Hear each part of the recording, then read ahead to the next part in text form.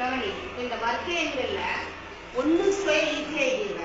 1 2 square 4 3 square 9 4 ஸ்கொயர்னா 4 16 5 ஸ்கொயர்னா 5 25 6 ஸ்கொயர்னா 6 36 7 ஸ்கொயர்னா 7 49 8 ஸ்கொயர்னா 8 64 9 ஸ்கொயர்னா 9 81 10 ஸ்கொயர்னா 10 10 100 இதை எழுதிடுங்க. இப்போ இந்த 11 ஸ்கொயர்ல இருந்து நம்ம எப்படி ஈஸியா எழுதலாம் அப்படின்றத பாருங்க. கவனி, 11 ஸ்கொயர்னா என்ன அர்த்தம்? 11 பெருக்கல் 11. நான் ஏற்கனவே சொல்லியிருக்கேன். இந்த 1ஆம் ஸ்தானம் இருக்குல்ல, 1 கூட்டினா 1 பெருக்கினா என்னது 1. 1 பெருக்கி எழுதுற மாதிரியே அதே ஸ்தானத்தை 1 கூட்டி எழுது 1. அடுத்தது இந்த 10ஆம் ஸ்தானம் 10ஆம் ஸ்தானம் இருக்குல்ல, அதை பெருக்கி எழுது 1.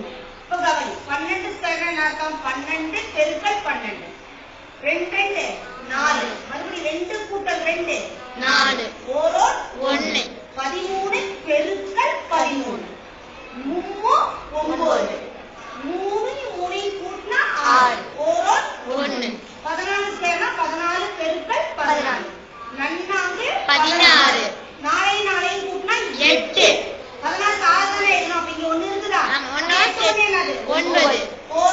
1 15 பெருக்கல் 15. இந்த 15 பெருக்கல் 15 அப்ப நல்லா கவனி, இது இந்த முறையிலையும் பெருக்கலாம், இன்னொரு முறையும் இருக்கு. இந்த 5ஆல முடிஞ்சா மட்டும் கடைசியா கண்டிப்பா என்ன ஒரு 5 ஸ்கொயர் 25. 1னுடைய அடுத்த நம்பர் என்ன? 2.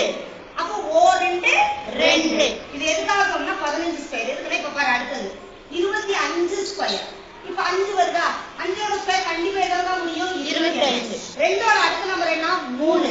2 6. 5க்கு மட்டும் அந்த முறையை பயன்படுத்தலாம். நீங்க எல்லா நம்பருக்கும் போடலாம், இல்ல இதே முறையில நீங்க பயன்படுத்துறதுனால பயன்படுத்திக்கோ, ஒன்றும் தப்பு கிடையாது. பாரு 5 25 மிச்சம் 2 5 கூட்டினா 10 12 12 12 மிச்சம் 1 2. அதே மாதிரி 6 16 பெருக்கல் 16 6 36 மிச்சம் 3 6 கூட்டினா 12 12 3 15 மீதி 1 1 கூட்டினா 2.